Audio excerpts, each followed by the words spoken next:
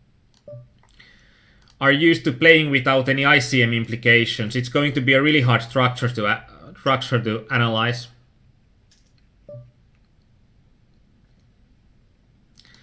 And I'm taking a bit of a different approach than Kaleon says, that the ICM is almost the same every money jump from bubble to 3-man. I think that there are going to be important enough differences. Like when you are 5-handed, the bubble is a lot stronger than when you are 4-handed. The 9-max bubble ain't as strong as the 18-man bubble. And also when you are going from a 9-max bubble to the 6-max bubble, from 3-handed or from 4-handed to 3-handed, it lets go somewhat more, so the bubble factor is going to be less and less all the time. So the 5-handed is the key point, and I think 6-handed and even 6-handed is you are having higher ICM implications than what you are having 4-handed.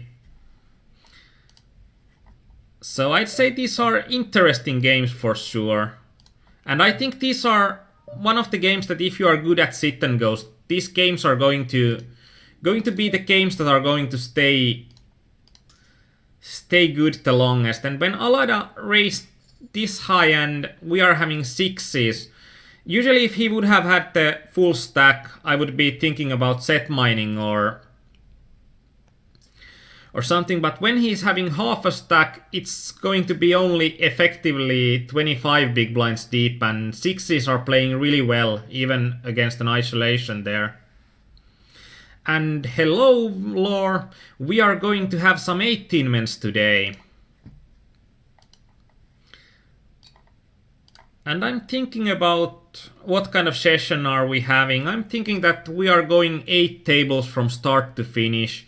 And if you are having some questions on hands or anything, we can go through them at the end of this session, but I don't feel that good, so I'm not going for the full 2-hour session that I'm usually going through.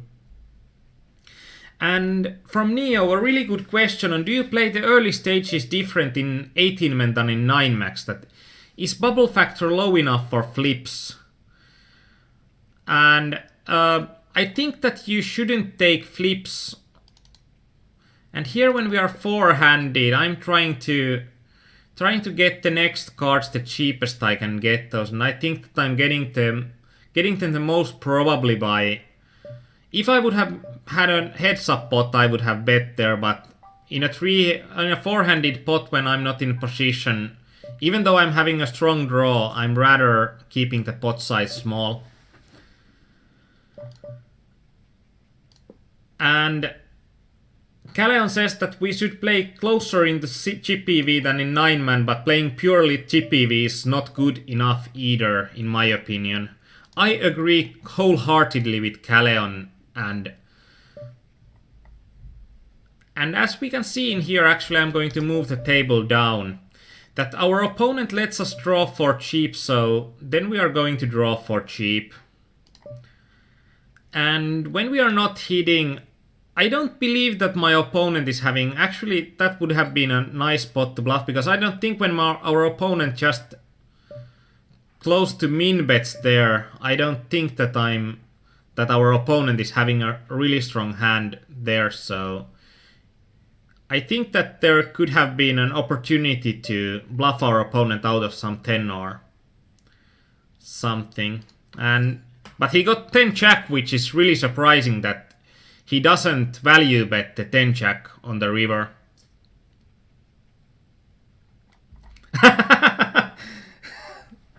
Kaleon, that was a different one, that if you are having a lobby in the middle of your screen, then there's not much I can do for that.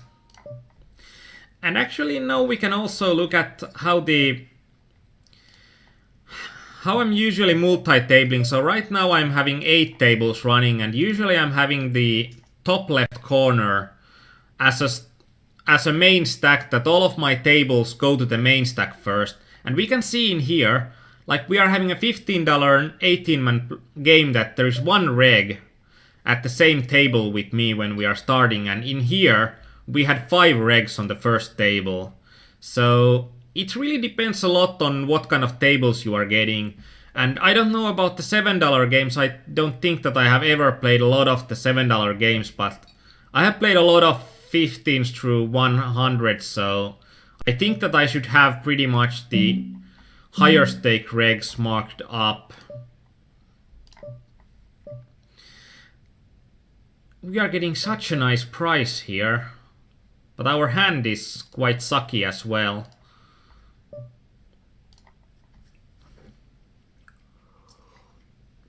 But so Neo, we are playing the first table, we are playing differently. We are not playing completely on chips, so we are not taking flips. But in general, I'm thinking that if we are getting something like 53% or 54% edge, then we are taking it in the first table. So that we are not playing chip EV, but we are playing closer to chip EV than in a 9-max sit and go. And we are playing pretty aggressively, that we can play small pots aggressively in this structure as well, even though the game structure dictates that we need to be a bit tighter than playing just for chip EV.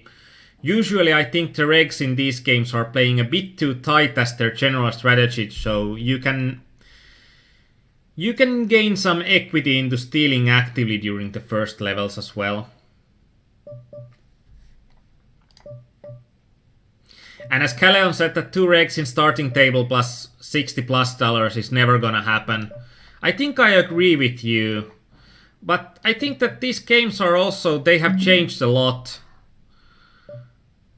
during the later times. And actually here, when it seems like we are having quite needy players behind us, even 8 are actually, there's just 1 hand on everyone, so scratch that. And I'm now having a new database, so I'm not having stats on anyone, but I think that's also pretty good that I'm not having a lot of stats on anyone, so you can see what kind of adjustments there are going to take place when we are getting more stats on people.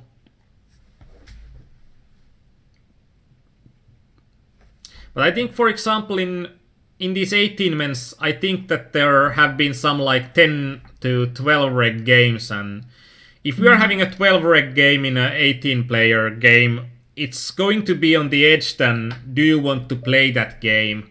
But it's going to be way better than, let's say, an average 6-max or 9-max. So I think these games are, if you are playing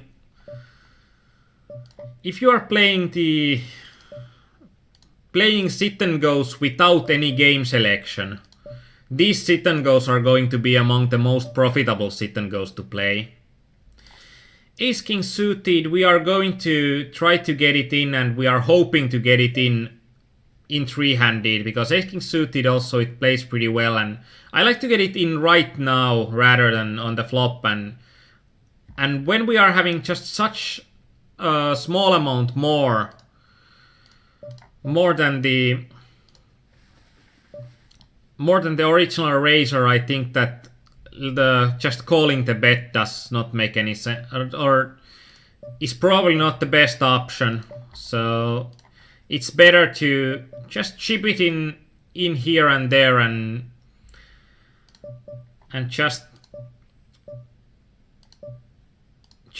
see if one of the blinds that seem to be the weaker players is going to take the bait.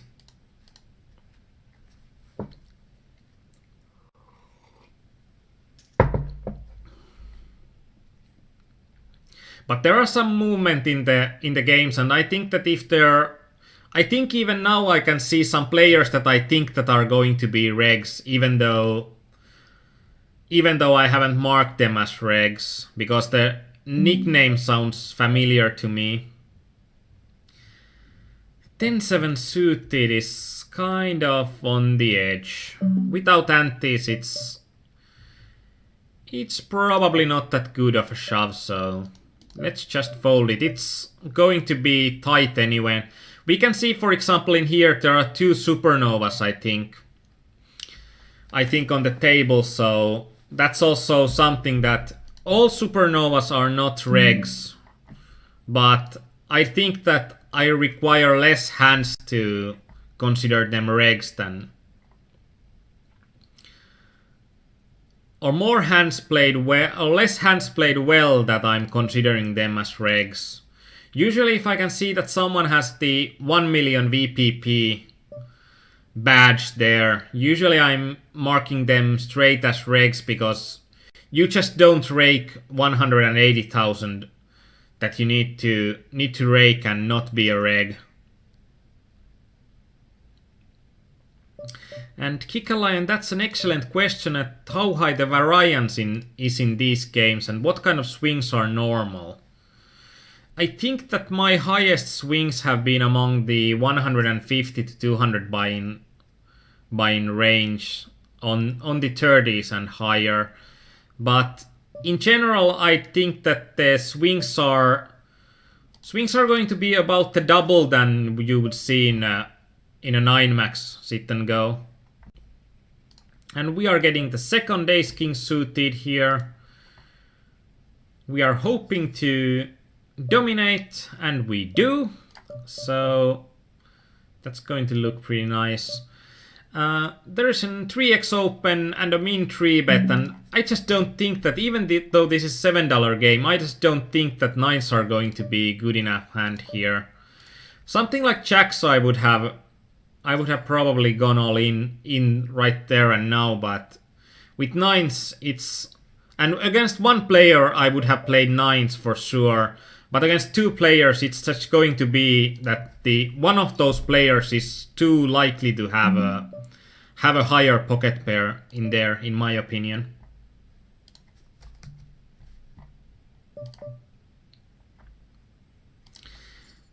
And Neo1186, what kind of ROI is normal? And do you know the good ITM percent from the top of your head?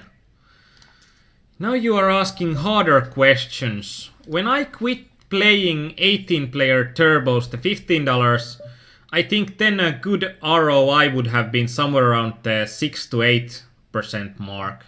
But I think that the ROIs have become lower. I think something like 4 to 6% at 15% would be pretty good.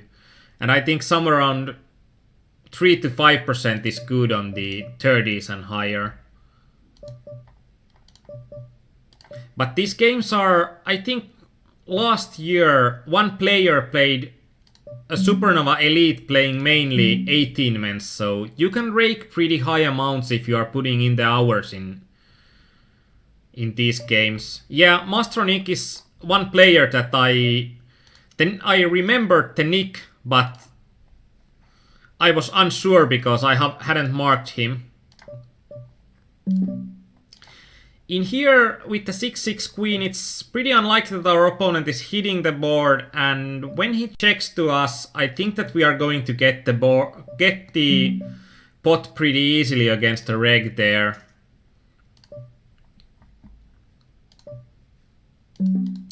And if we don't get the pot, it's going to be quite likely that our opponent has hit the queen.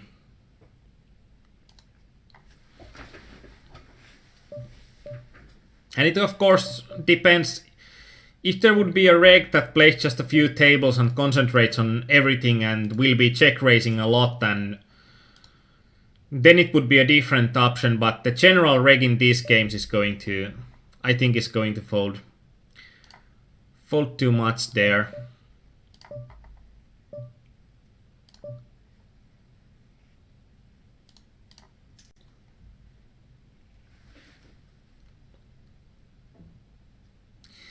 But I think on the ITM, as we can think that there's 4 out of 18 is going to get money, and if you are getting that, you are getting in the money about 4.5 to 5 out of every 18 games, then I think it's going to be good. And it's going to be good if your in the monies are concentrated on the higher side.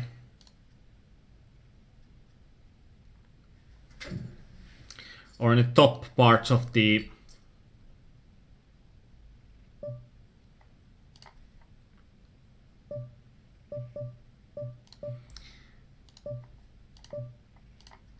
and Callum, that's like the problem also with a7 on the queen 6-6 board, that basically only aces are going to increase our equity, and we are still a bit... I think that most of the regs will 3-bet aces with those stack size, because they are going to be quite likely to get it in if they are going to have a lot higher aces. So I think that even though when our opponents are going to have some aces, they're going to be less of their range. But as you said, that when opponent is having if their opponent is having 30% of equity and they are folding there, it's going to be pretty good, especially when our bet sizing was pretty small in there. And we got it in well again.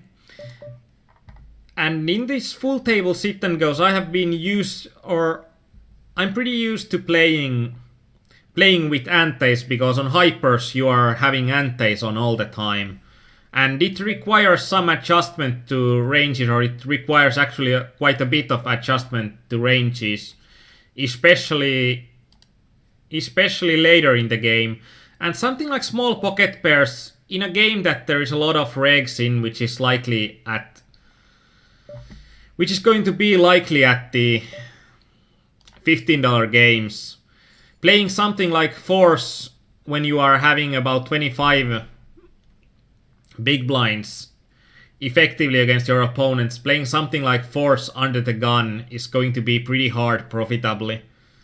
In the lowest games you can even set mine by limping there, but in these games, if you are limping and then you are playing aggressively when there's going to be only low cards on the flop, I don't think that you are going to get the pot often enough. Ace-10 is actually,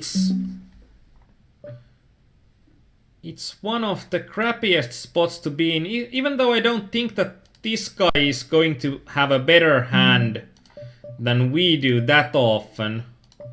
I'm a bit scared from the N alpha dog.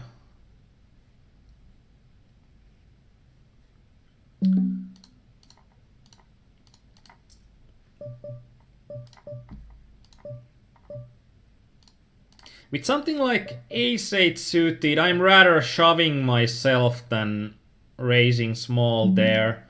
It's a hand that will play pretty nicely as a shove, but we can get into trouble if there's an opponent that likes to flat from the blinds. Now we get slightly unlucky that our opponent has a dominating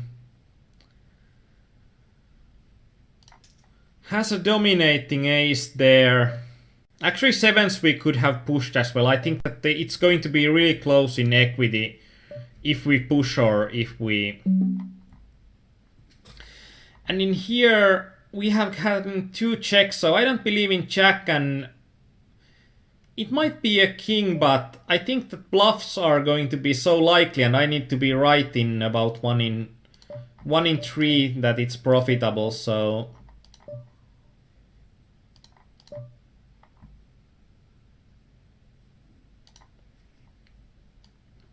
And Calleon, yeah, I agree with you that it's a close spot. Like, this was a really horrible spot, because when we are having a player in here that's a short stack, it will affect the reg's ranges in that spot. Now I'm trying to wonder on the... Do we find out the table that we had the ace-8 suited, and what did our opponent have there? King 10, so king is probably the only thing that I think that our opponent will likely have or can have that beats us. And I think that there will be a lot of bluffs that are.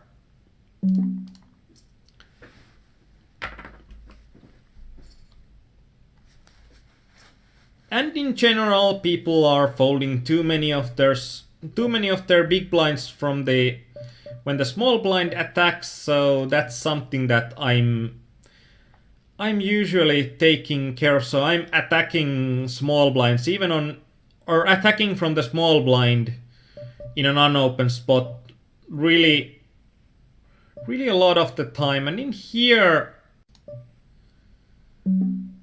this is a slightly confusing spot all in all.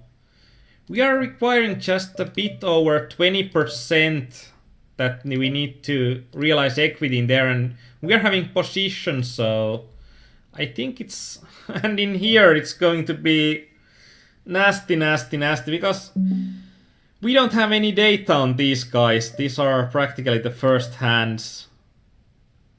I think 9s is going to be an easy call here, and 8s is going to be borderline.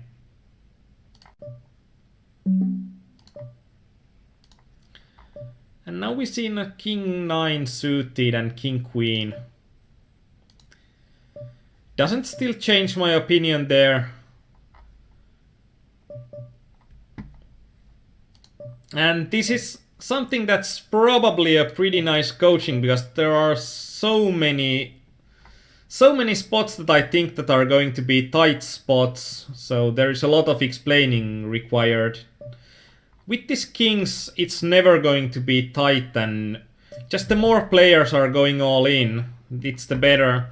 But if there would have been that there are like 4 or like one other player that's not all in, I think that kings might have also become a fold there because of the likelihood to get money. So it would have been a pretty insane spot to see, especially on a big blind, because that would be the only spot that you can even think about doing that. And as we can see, even on this $30 game, I think that we are having at least one player that doesn't know what he's doing, or at least I think 3 players that are not playing that well, or it's really unlikely that they are good players. And here we are having another $30 game, and we are having exactly the same situation, that there are players that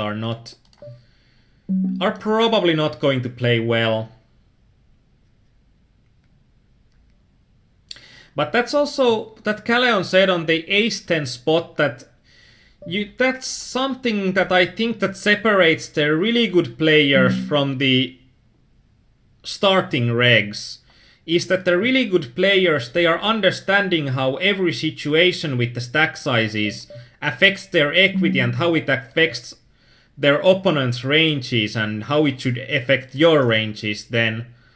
And that's something that is also, it's hard to say that this is what separates the really good players from the good players, because it's something that it takes a lot of analyzed hands. It takes a lot of effort to get good at those things, that you need to look through a crap ton of hands before you are really starting to understand the situations and how the different stack sizes in every spot affect your equity. That can you shove wider, can you shove tighter, do you want to play a small pot here, do you want to induce your opponents, what your opponents might be induced by. And in here, because there is the flush draw and there is also increased amount of draws with the 9, I think we are having the best hand, so we are betting for value and hoping to get some value out of his draws. And now we value owned ourselves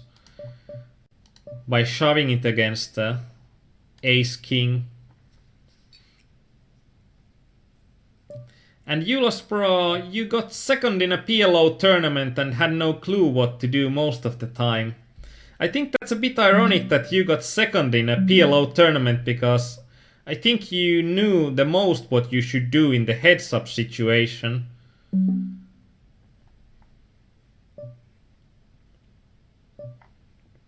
With antes, this is a snap shove, so I don't know, without antes it might be a lot closer.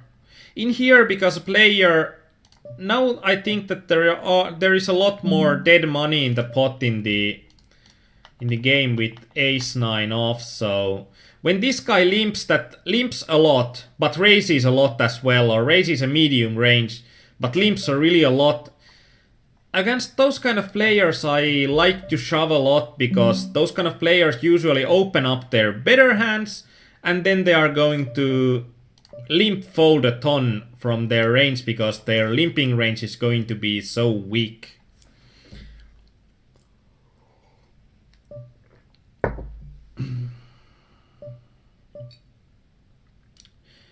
With antes, and because there are like on early positions, even the 15 big blind stacks, I think with antes this might be a profitable shove, but without antes it's going to become horrible pretty quickly, I think.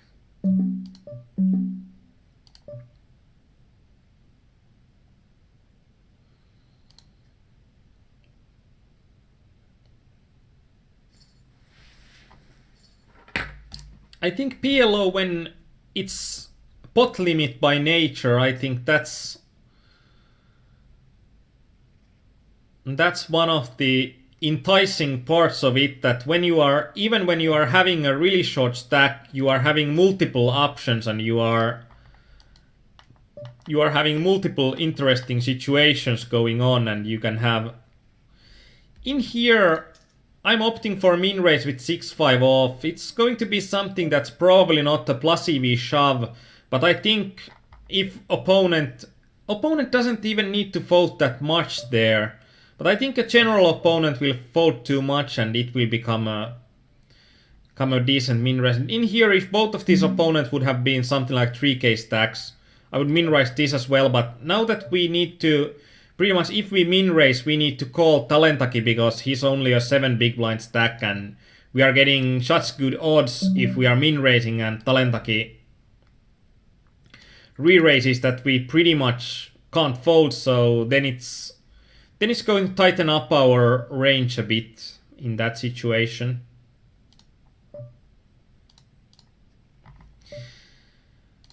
The pocket deuces, I'm going to see if I can still find the hand. I remembered as well that it's going to be pretty close. I think that's an example of why this isn't a game of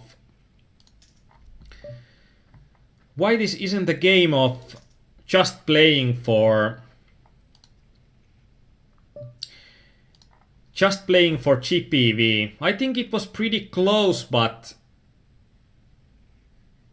and now actually we hit pretty nicely when we min raised, and I'm going to carry on. I hope to get a call from a club flush drawer.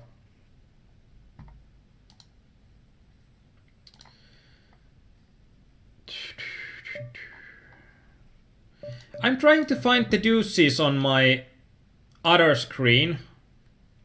And 7-8 off, I think it's going to be strong enough hand to shove, even though there are 2 5 big blind stacks behind me. 5-6-9 to call, a reg shoves. It's going to be an easy call because the reg is going to be shoving there something like 60% of the hands, and 5 king off is going to play pretty nicely against that kind of range. Ouch. 6-5 off. It's going to be really close, and now I'm trying to hide my stack size a bit so that people might just look quickly that someone min raised, and if they're having a bad hand, just fold. And ace-8 is going to be a reshove there. I know that it's going to be like we need to do this again if we are playing 18-mans and I'm not getting to the bubble even once. Then we just need to do a redo later on. Because it starts to look pretty bad right now. We are having 6 tables remaining.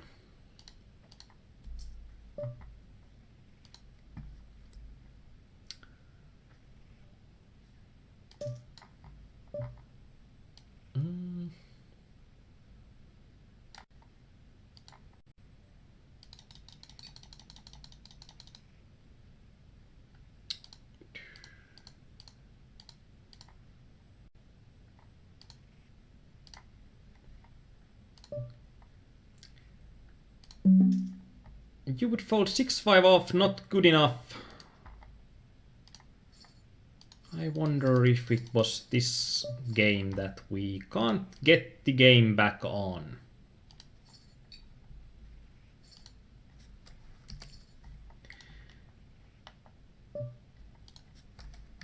And in here, Simakos shoves, we need about 40%. And I think Simakos is shoving pretty much any two here. So we are getting about 50% against his range. And it's going to be something that, it's going to be such a big advantage that I'm not willing to pass on that. And now we are having only 4 tables remaining. And there's going to be one final table, which is really nice.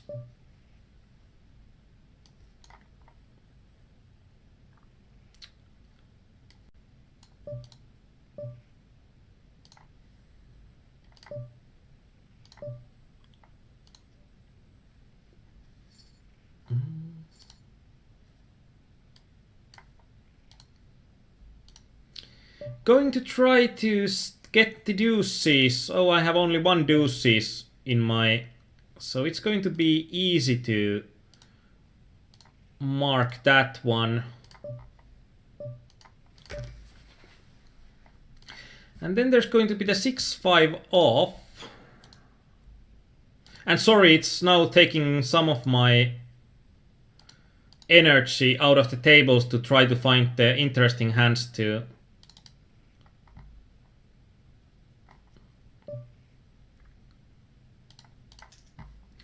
Hands to go on. Oh, the 6-5 was the under the gun spot. I think that we are getting enough fold equity there and we are not having a lot of hands to go on. But as I saw that the under the gun situation was without antes, it's quickly becoming worse and worse. So I think you might be right that it's going to be too weak, and even though there is going to be likely to be a bigger pot, even though it's likely that there is going to be a bigger pot, because there's going to be a small blind and a big blind, and we are having only 2 big blinds, so that gives us some extra equity on the UTG spot. But still the 6-5 off is going to be something that's going to be close.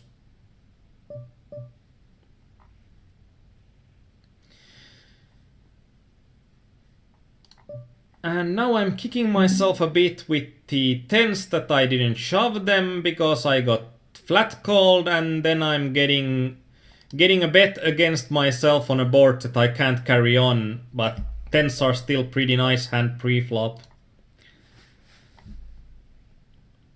And Neo said, how do you know how much percent do you need for a call? Are there rules of thumb? That was something that I was just counting the pot odds quickly.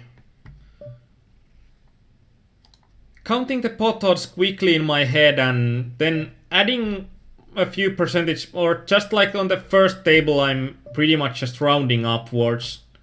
And we are getting a pretty nice spot in here on this, when there are, it's going to be 3 or 4 handed and we are having queens. And now Calleon says that with Queen Queen you get called an Ace King X flop. That would have been horrible.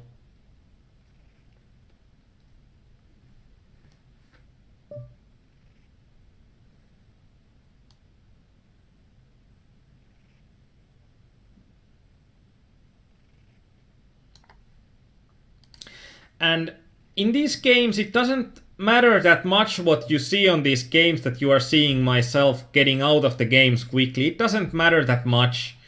It should matter that you are seeing that in $15 in $30 games there are players that are playing badly. So that's the main point in every structure, that you need to see players playing badly. There is no point in playing games that everybody is playing good. You need to find players that are playing badly, and if there are players that are playing good, even those players that are regs, they are going to have leaks. In here we are 8-handed. Actually, I'm taking the infos. We are 8-handed, and This is going to be a call because this opponent is going to be shoving such a wide range. But it's going to be something that's going to be quite nasty to call. But because my opponent shoved from small blind, if my opponent have shoved with the same stats from something like cutoff, I wouldn't even have thought twice with King 6 suited to be calling. It's just because of the increased amount of, or increased range that my opponent gets when he gets to small blind, that I think that I need to call. In here, it's a bit nasty when there's an ace on the board. I was thinking even a shove there because I can get my opponent to fold some equity there.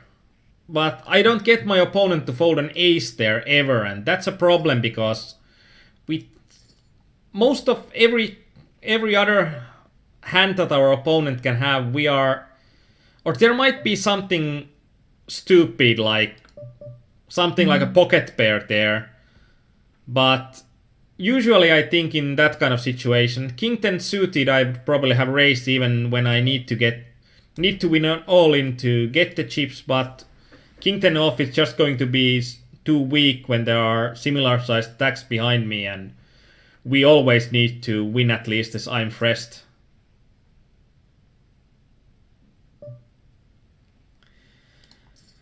And Koala Avatar means that the games are good. Well, the Koala Avatar guy is also from Greece, so that's usually the better notification. Actually, in these games, we saw that there was a player from Turkmenistan, and that's something, I think that's like really, really, really rare in these games. Like Turkmenistan is probably one of the countries that you wouldn't think about seeing poker players.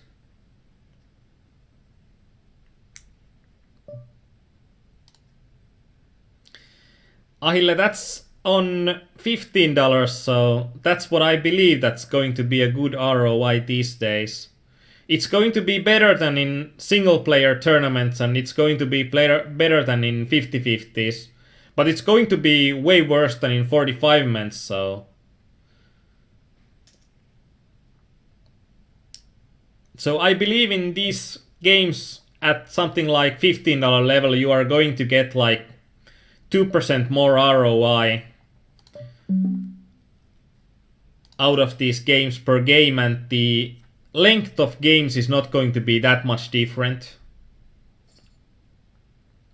And of course, when you are on the lower edge of the games like 350s or something, you might get 4% more out of these than the 9-player games.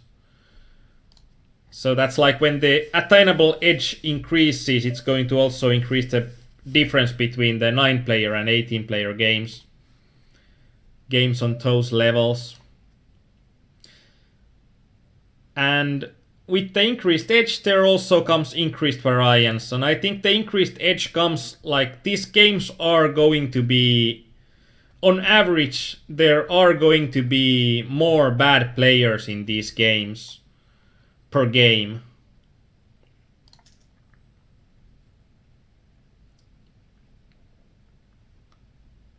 And Kikalainen, are you playing like on Australian time or what if you are seeing 5 koala avatars at the same 9-max game? Horrible, horrible, horrible. I don't think against player with these kind of stats that we are going to get enough, even though we are having an ace-king or king-queen suited there. I'm in-raised because I thought that even though we might get flatted behind us, the king-queen suited is also going to play well, but we could have had better equity there by shoving. It's going to be... I think it's going to be pretty close, and it depends on what kind of players we are having behind.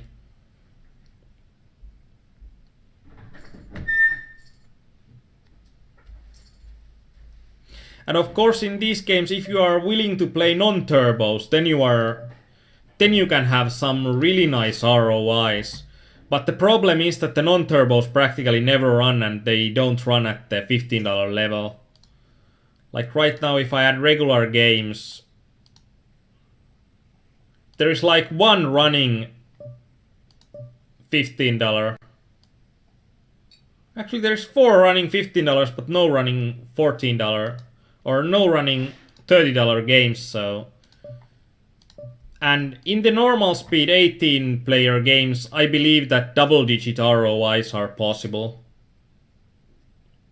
And there's going to be the first bubble. And now we are thinking about what would be our game plan when we are going to this bubble, as we are having pretty much the medium stack here. And it would have been that our strategy is that we are not doing stupid things against Eagle. And actually, it's going to be our next bubbles topic. Do not do stupid things on Eagle. And we are going to try to get to the second stack so that we can even add more pressure against this Ebenos and Laos hammer, even though we need to fold a lot against the Eagle. And when there are like 3 even-sized stacks, it's pretty close that this Eagle could shove like any 2 for the last 2 hands.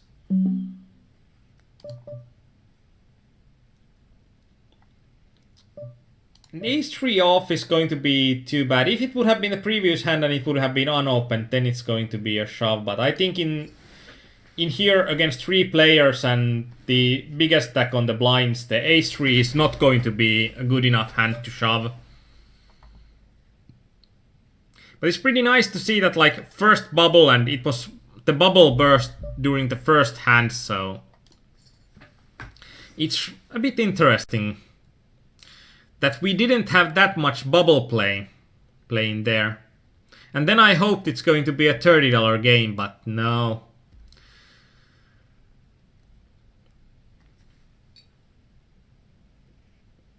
And what range would you bet 3-bet the Eagle guy top left? That's actually going to be a really value-oriented range. Then if we are looking at that he opens 3x, we are having something like 16 big blinds, so there is going to be not that good, or we are not going to have that much of folding equity. So it would have been something like 6s plus or 5s. I think 6s plus, might even be 7s plus that's profitable, but 6s plus, then something like ace-10 suited, ace-jack off, king-queen suited, or something like that. And Calleon came up with even a more value-heavy range. And I think that Calleon is likely... I think Calleon is likely more correct than myself, because Calleon plays these games, and at least what I have seen from playing against you in these games, that you are usually quite well... You usually quite well know what to do on these situations, and now we got into a bit of a nasty spot with 10s. I think that when Big Bad Bluff shoves there, we are ahead of his range and there is a small stack that calls. And these both guys, they are regs, like Talentaki is... I think he was the first Greek Supernova elite. And I know that he has made a ton of games, and the Big Bad Bluff is also a reg that plays, if not a ton, then a crap ton of these games, so... I think that Talentaki should know that Big Bad Bluff is shoving a lot, so then he's also calling more, and when he's also calling more, 10-10s is going to be a good call for me as well. And might be worth to check out with HRC, and I actually agree with you, and now I'm trying to go for the hand history viewer, now that we are having just these few tables going on.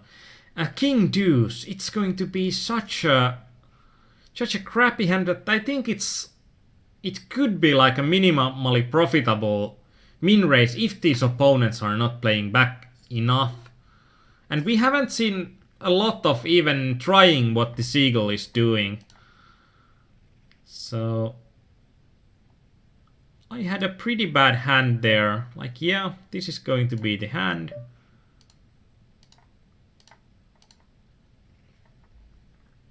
And right now, when I'm the shortest stack by far, then my value range is getting wider against Eagle, and now Eagle also just min raised, so I'm having increased fold equity on that hand.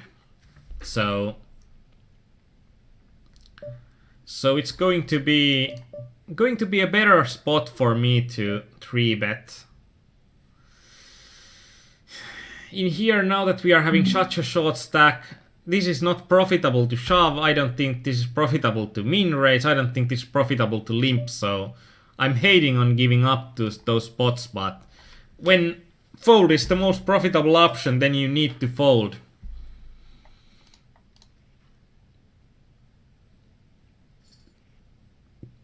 And here we ran good against Abarone, who is also a reg.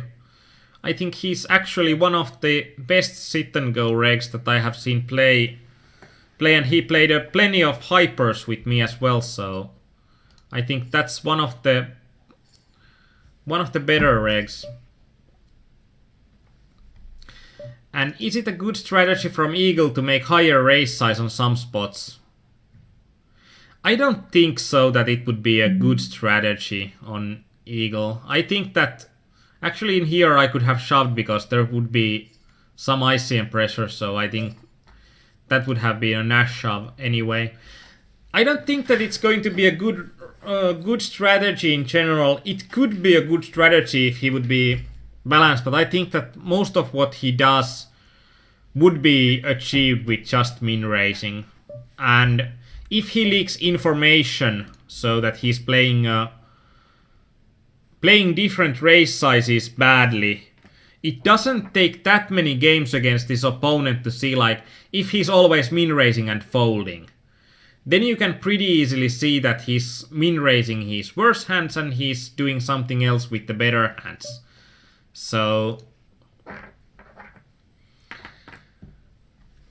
you don't need that much hands to trying to find out what the player is doing on those situations, and that's why I don't think that having different raise sizes would be a good strategy in general in these games. And as Kaleon said, that versus competent players, of course that if we are playing against random players, then I think that against random players there are some opportunities to get more edge by varying raise sizes, and you don't need to worry about balance or anything that much.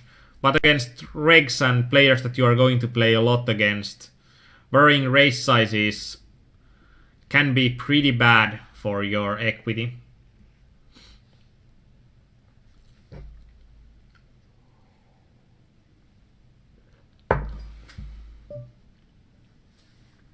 And it's easiest ever to get out of the way with King 5 off when we got a raise and then we got a 3-bet.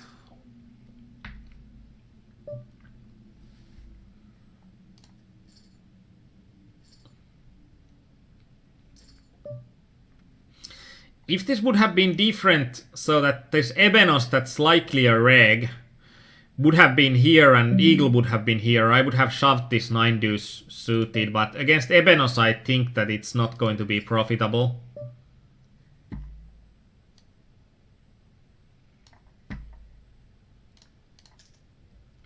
And Kaleon has had a funny hand from one of the regs a moment ago, that he limped Jack 7 off from cutoff with 3.5 big blinds. Not sure if he tried to rep a monster or something. And Ahille asked that what type of sit and goes are you playing now? I have played hypers for a really long time, but after Spinnet goes came, it became pretty horrible when we tried to, because Deja played hypers as well. It became pretty impossible for two players that are playing or multi-tabling a lot. It became quite impossible to get games open. With 10-9 suited and just 2 players behind me, it's going to be a plus EV shove.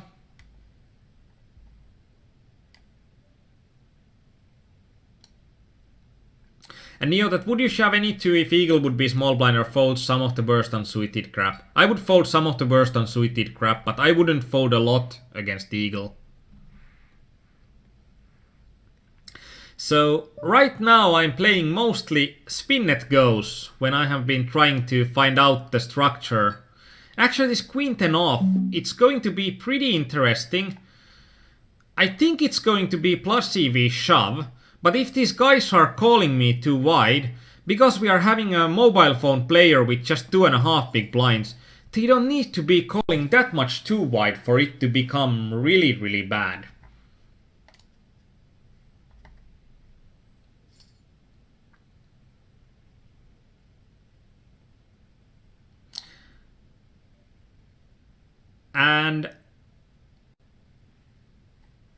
But like, it's now pretty hard to say like when the promotions for spinnet goes, when they are ending. Like right now the promotions are really heavily for spinnet goes, and it's interesting to see what the structure will bring and what the structure will look like. And this player, when he gave these blinds to Pavian, it's going to be pretty horrible.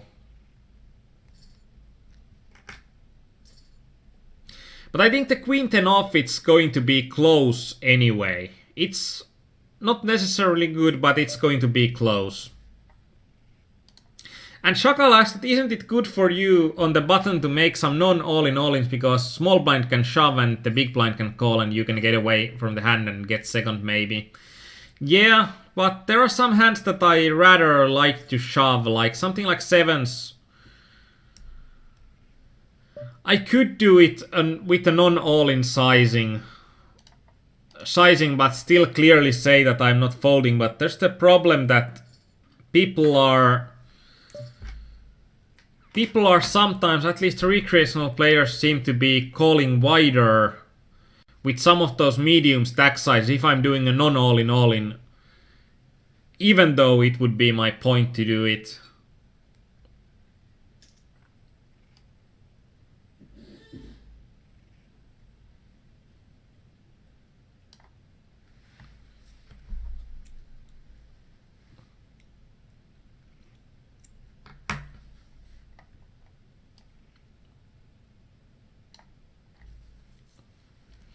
But now we have seen pretty interesting situation brewing up.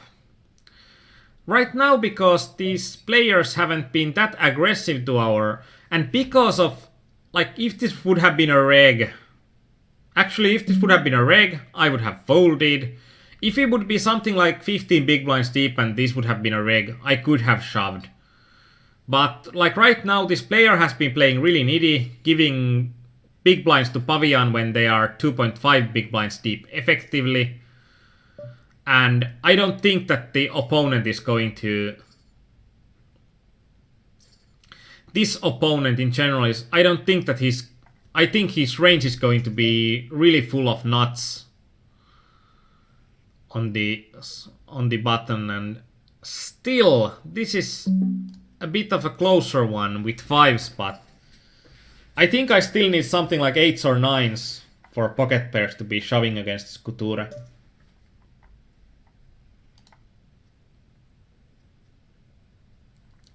And yeah, Caleon said that now you can go bullying, shove with King X crap and get called with some random Ace 8. Yeah, it might happen. And it's horrible to say that now we have been playing aggressively and raised our stack size to be the biggest stack size and then get like 5 hands in a row that either because of the situation or the hand that I was dealt that I needed to fold, so...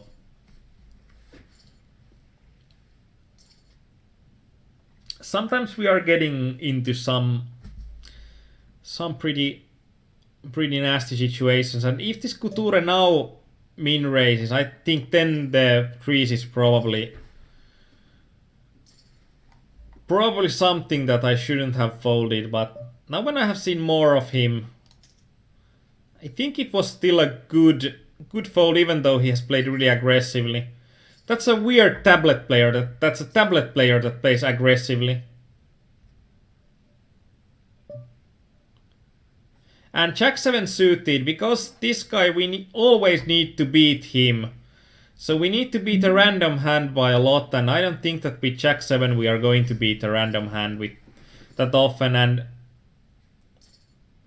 for someone like Takpan or Couture, they are making a lot of harm to themselves by letting these smallest stacks get big blinds. And Caleon, in a reg heavy table that everyone knows ICM, it could have been a good shove, but in this kind of table I just think that there is going to be too many calls with a King X crap. So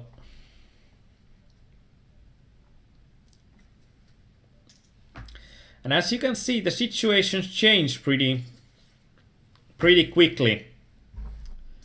And I think this is one of those situations that the blinds are pretty high on the bubble, and I think when the bubble bursts, then we are going, like, there's going to be an expressway to the heads up, because it's going to be with such low effective stack sizes that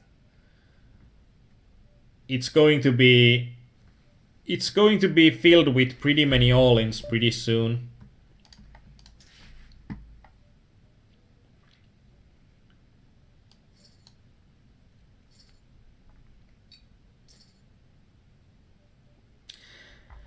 And Caleon said that that's why I don't like recreational players in the bubble spot that much with a big stack. And something like King 3, I'm unsure if this is even a Nash push, but I think that against these players that have shown to me that they can fold a lot, I think against these two players it's going to be fine.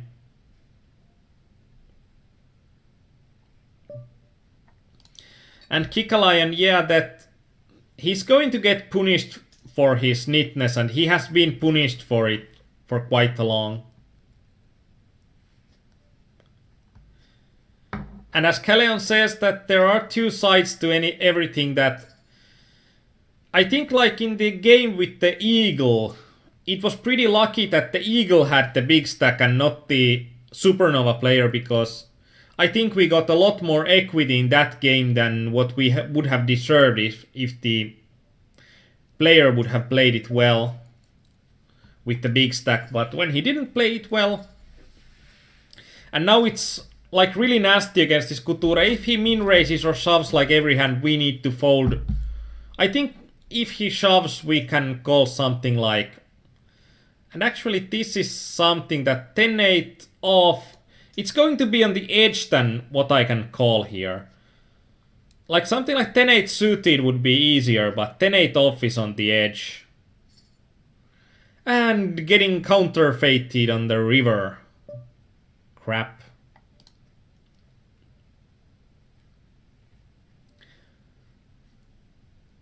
And we are seeing a rare breed in this game. We are seeing a Greek knit. We are seeing a Greek life knit. That's something that's really rare, and you'll like never seen them wild in the nature. And you should be taking a photo instantly that when you can see this kind of a Greek life knit going on. And if he's having something like pair of aces right now when he gets it all in for less than one big blind, then I'm going to laugh out loud.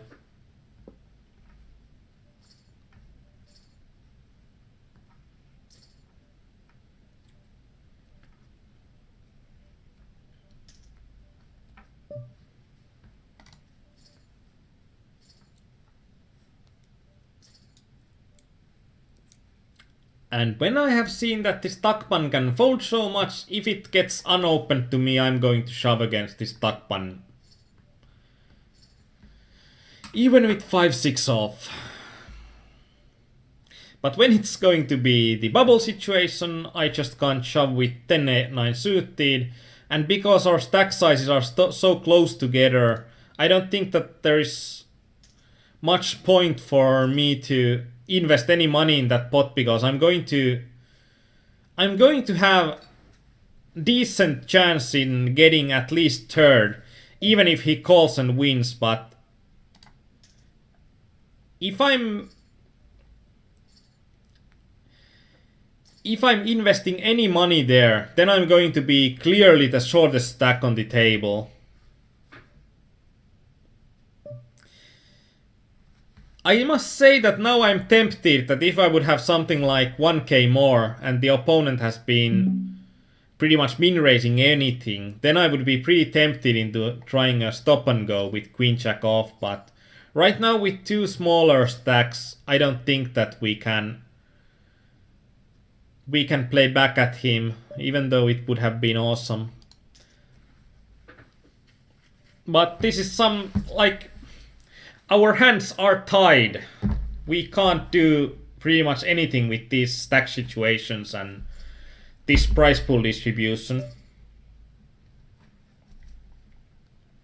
And it pretty much carries on.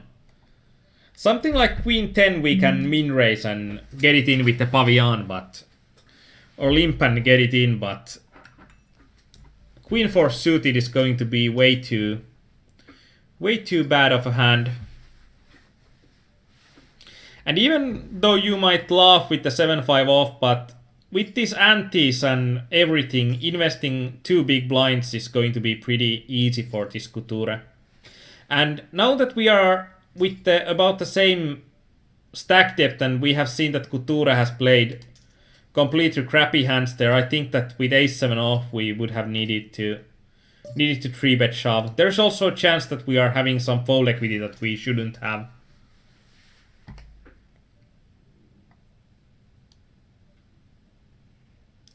And Kikalayan, that have you got any range to defend your BB versus chip lead button when you are under 10 big blinds? It depends on the stack situations. That if it's like we are four-handed and there would be like 15k, 2k, 8k and 2k, then the problem is that I pretty much can't have a profitable defend range because it's going to be pretty nasty. And now with king 6 suited, I think that it plays well enough. If we are getting rid of Couture, then we are getting it in with pavilion, and if Couture shoves, then and this guy doesn't call, then it's going to be pretty easy. And now we are getting into some nasty waters to navigate. Against him we need to call, and when Couture calls, then it's going to be a bit worrying, or more than a bit worrying, because I don't think with a king high we are going to win that often. But it's pretty nice that Couture played that hand in a way that increased my equity and robbed the pavilion from his equity. But, for example, the situation is a bit different, like if we are 9-handed in a table and there is somebody that min raises from the small blind, for example, and we are having 9 big blind stacks, because then it gets quite easy for me to have a defending range and calling range, and that's a place that I like to defend a lot by calling when I'm having position and against small blinds. And usually usually regs are also playing the small blind too aggressively against the player that knows how much they can defend the small blind, but they are still playing it correctly against the population, because the population doesn't know how much they can defend profitably.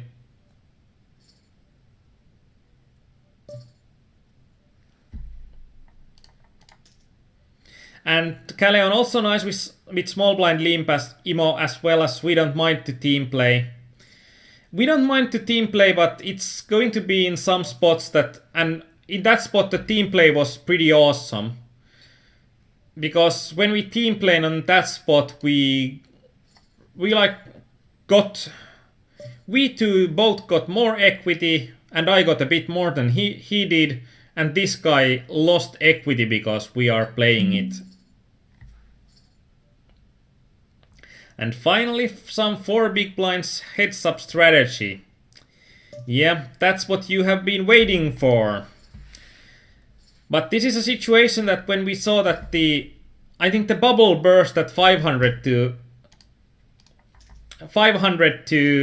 1000, and now we are heads up when on the next blind level. So around this time, around this blind level, the 600 to 102,000 or 100, 1,200 or 800, 1,200 are going to be the places where these games are ending. And this opponent, he has like given up all the times that I have raised. So when we are having about 10 big blinds, I'm going to min raise pretty much every hand against him. And queens are no exception.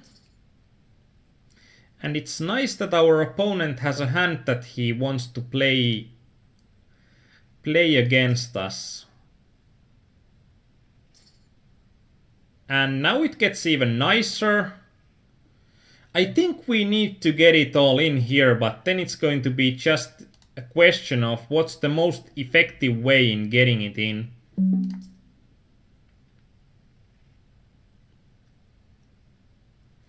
And Caleon, I think 500,000 is the biggest blinds in 18 mans in a bubble spot I have ever got. I think it's going to be really close for me as well. And that's like really interesting to have that kind of situation in this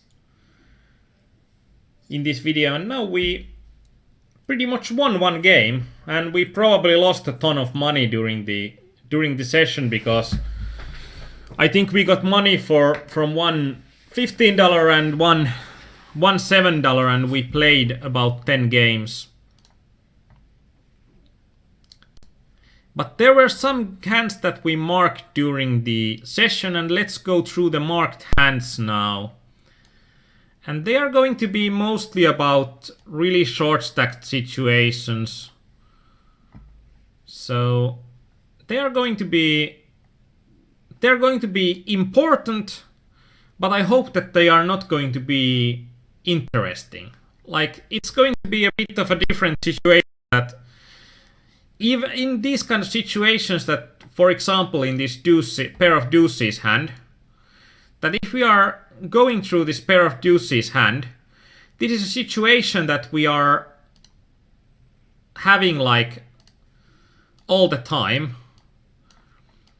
In these games that we are going to have a short stack and the button is shoving. So what can we call here? So this is an important hand to play right, because if we are losing some equity on that spot, it's going to be something that haunts us a lot, because it's going to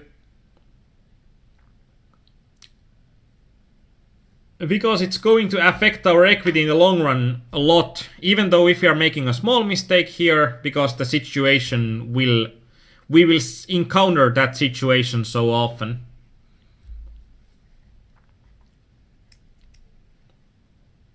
And Neo asked that shouldn't Couture guy bet that three-way pot with two pair?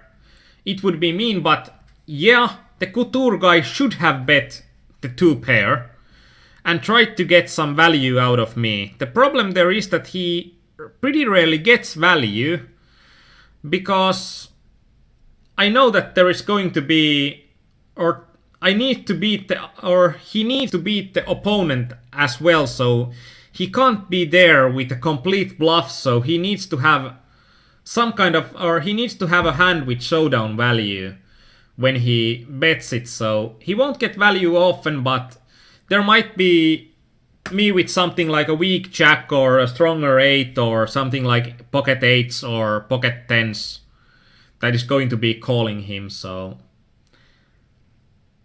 he missed value there by doing the team play. And you shouldn't be thinking about that.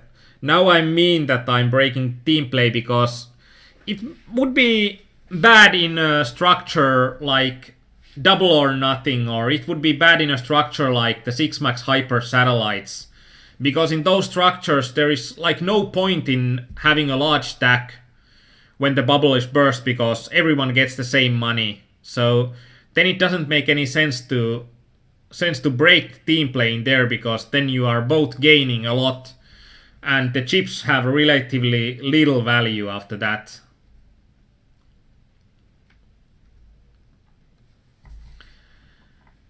And in this situation, if we see that Simakos is shoving like 37%, I think it's likely that he's shoving a bit more. He's a Greek reg and he doesn't... He's a bit of an aggro guy. And that's something like weird, that aggro Greek reg. And if we are adjusting his range, then it's going to be... I think it's going to be something like... No, oh well, 5s would be something that I wouldn't beat myself with. But deuces would be something that... Actually, we can look with the plot range versus hand equities and go for my hand. And then look for deuces here. Then we can see that deuces are never profitable. Actually, scratch this. This is all of... This is all horse manure that I have spoken. I calculated with the final table stuff, and that's something that's going to be... And I changed the bit, so I'm using 80-20 at the first table. I think it encapsulates pretty well on what kind of ICM implications there are on... It will be a bit too harsh when there are only 5 players remaining, but from 6 to 9 players, I think it's a pretty good approximation what kind of ICM there would be in an 18-man game. But now when we are going with less ICM implications, let's go and see what happens with the button. And I think that the button is still going to be shoving more.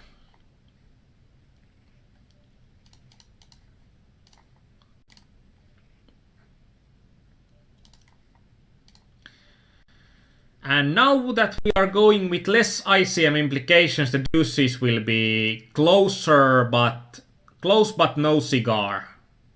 So 4s and 5s would be good. And 3s, I think it's going to be depending on the button's range. And we can... Actually, now we can plot for both 3s, 4s and 5s. So we can see that like the deuces will get plus EV only if the opponent is opening 60% or more. And I don't think that even Simakos that plays a bit too aggro will open something like 60% there. It's just so far from being profitable. And if we are zooming a bit closer, we can see that around 25% 3s are not going to be horrible. And something like 21% the 4s are going to be profitable, so I'm pretty much never folding 3s or 4s in here. But deuces are going to be... Deuces are just going to be too weak of a hand, and as you can see in here, we can see that like pair of 3s, it's going to be like 25%, pair of 4s is going to be like 20%, but as soon as we have any ICM implications, deuces are going so far back because you are practically always flipping with those, and it's going to be hard to have a range that you are ahead of. And we can look this situation also with 0 ICM implications, so that there is only the first place. Now I think the deuces are coming into play as well.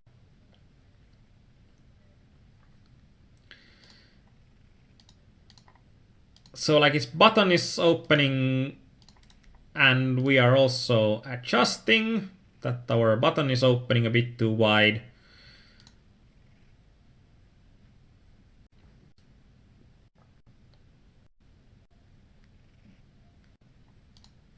And deuces would be the... It would be the thinnest of thin calls. And we can also look when... What the Neo said, that if we would have something like 5 BBs, I think that then we are getting close. Without antes, it still might be. So 5 BBs would be something like 750 chips here.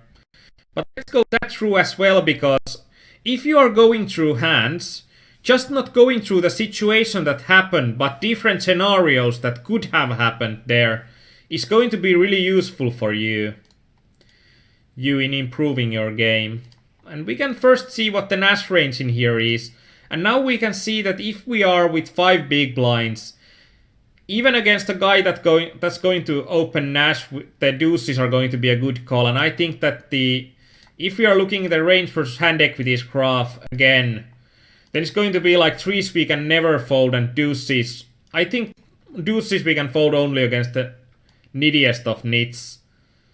And actually it doesn't change that much. Like the range from 7 to 5 BBs, the range we require our opponent to have, it changes only about 4 or 5% with threes, but with deuces it changed 40%.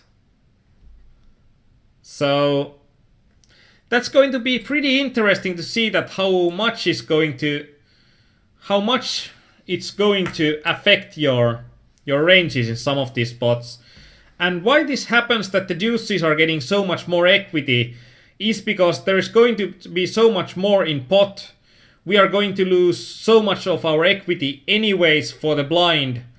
So then we are going to require less equity percentage points against our opponent. And when we are requiring less equity percentage points, it doesn't matter that much that we are, in the best case, we are flipping, because on practically against pretty much any range we are getting at least 45%, and that makes deuces a pretty strong contender when you are short stacked enough. I think we got through that situation pretty well from there. And this is an interesting situation, that we are having only 455 chips. We are by far the shortest stack in the game. And what would you do here? That's actually a pretty interesting spot to discuss, because we are having in here, we are having pretty weak fold equity. And we are at the first table. And now I probably adjust it to something like 90 to 10 or 85 to 15, which is going to be closer to what the ICM implications really are in this spot. But do we get any options for this 6-5 off?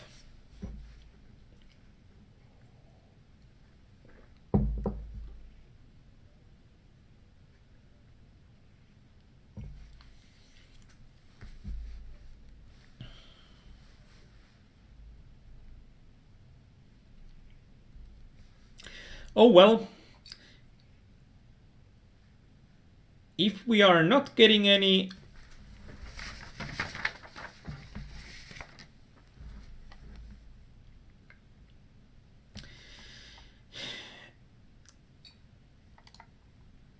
and there is Callion says that limp and go. That's actually an interesting option to do a limp and go here. I think in here, when I had just like over 2 big blinds, I thought that I can also increase my fold equity there.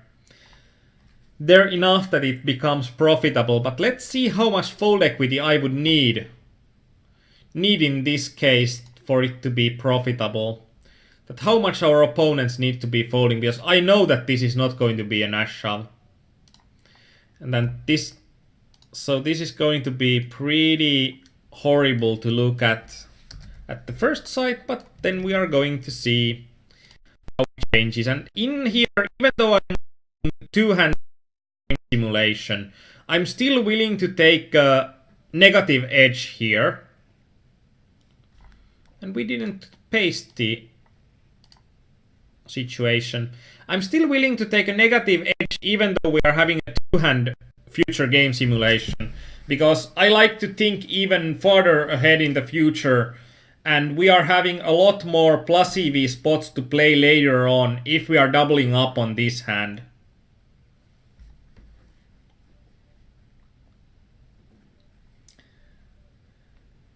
Pray to Phil Hellmuth. Now that sounds like... Praying to Phil Hellmuth. I'm feeling a bit dirty. Like, that's something that I won't be doing. But I think that in here we would be looking at, even though our opponent can call any two, we'll need to see on, like, if they're going to be the 6-5 off, if it's going to be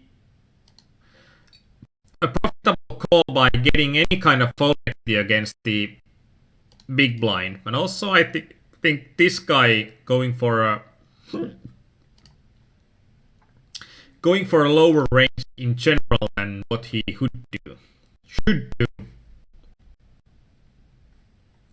And crawl and go. That's like... I don't even know what that means, but after like the light signal from the bars, then it usually becomes a crawl and go or something. And nits will always get aces to button when they are folding UTG. That's like the words of encouragement. Let's have some crappy hands here. Let's see how much we need this guy to fold, then they would be profitable. Like 7-6 off, the opponent needs to be calling just 75%, so I think 7-6 off would be actually a hand that needs to be, or should be played in this position. And now that I see that like 6-5 off, it becomes so bad so quickly. And actually this is Queen Deuce suited, so Queen Deuce suited should be shoved here. And 8-7 off, even though it's going to be 0.10, 0.20, I think that when it's around here, the 8-7 off is going to be a decent shove. But something like 6-5 off is, when it's around here, 6-5 off or Queen Deuce off, we are better off folding. So that was a mistake on my part. And as Neo said, that if we have to pray to Phil, we lost already. Yeah, he's not a Dr. Phil that would make everything better. And then there's like the 8-7 off. It's like crappy hands galore in these marked hands. Like, do I need to be? And this is like this was like the situation with the eagle that. What I can 3-bet here. And this was a nasty situation because Eagle raised 900 chips here.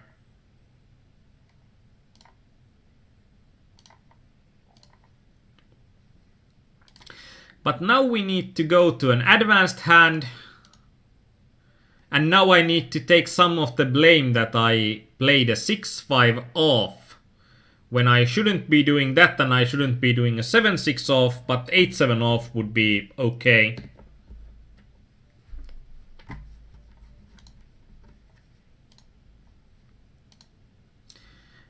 I'm unsure, can you joke about Phil Hellmuth?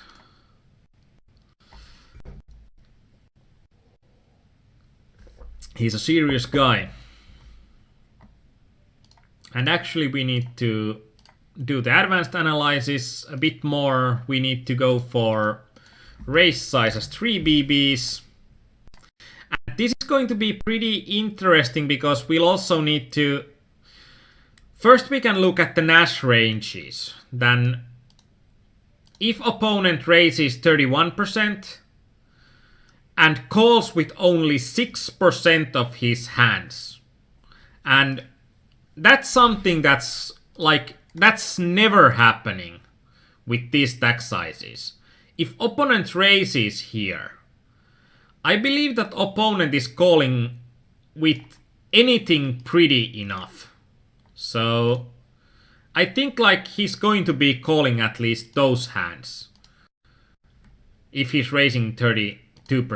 And then it's going to be like 8s plus ace queen off and ace jack suited.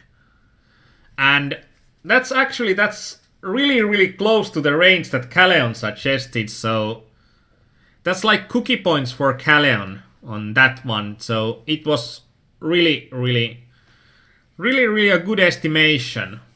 And if we know more about our opponent, that our opponent isn't playing as widely as he could, then I'm saying that,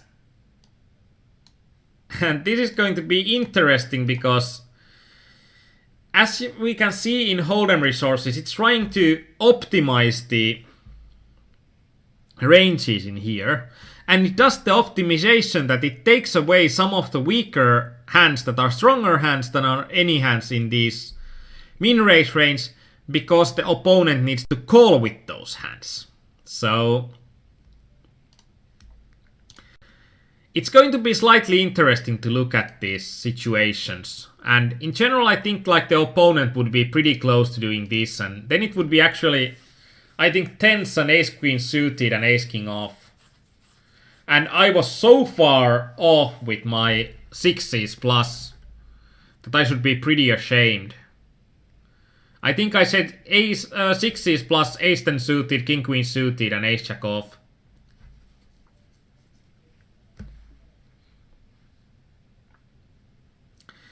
And Kaleon said it was open razor size 3 BBs. Yes, it was, and it was the first open from the opponent there. So I don't think that we can read that much into that. So we can check it here.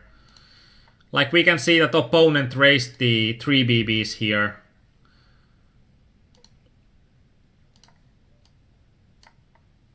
And we can see the stack sizes here.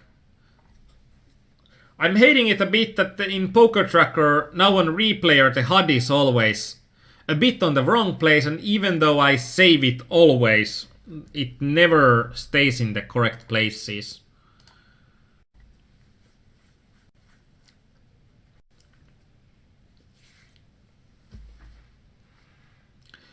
But I'm thinking right now that the tens and ace king off and ace queen suited is going to be quite a reasonable assumption. And in this spot, if you are having an unknown opponent here, I think it's a mistake to shove too much. It's better to be a bit cautious in here than being really aggressive, because there's going to be a lot of bubble factors still in play. So you'll need to have real edge in here. And it's echoing in here because Kaleon said that it's kind of a spot where I don't want to go for plays I assume to be very marginal as second stack. I agree completely, especially if we are having two unknowns on the table. Because the two unknowns on the tables are going to usually be a bit worse players, and with unknown players we are having decent options of increasing our equity. And we can also see that when an opponent that is effectively about 16 big blinds deep for the rest of the table, and effectively averagely like 13 big blinds deep, and he opts for a 3x raise, I think that almost instantly shows that he's not a good player. And when we are having our Finns still listening, I need to remind you that Kaleon is doing a multi-tabling higher stake coaching tomorrow in Finnish. I think it was in Finnish. So at 9 o'clock, be there, because it's usually worth watching, and now when it's going to be multi-tabling and strategy, it should be really useful for plenty of people. And next week, I don't even know that what we are having on the English side. On the Sunday, you can give me some ideas in the feedback thread what we should do next. These 18 men's were these are tournaments that are going to end in a decent time. And these are also a tournament that I like, and we don't have material on these, so I think this was a pretty good primer on how to play 18-mans and how they differ on 9-maxes and what you need to be taking into account with the structure. So thanks everyone that chatted. It's always easier and nicer to be here talking to you when there's an active chat going on. And please subscribe to our channels in Twitch and YouTube and like these videos on YouTube. It makes the odds of making more material in English larger in the future. And if you are going to sleep, have a good night. And if you are still off to poker tables, may this be a winning night for you. Bye bye!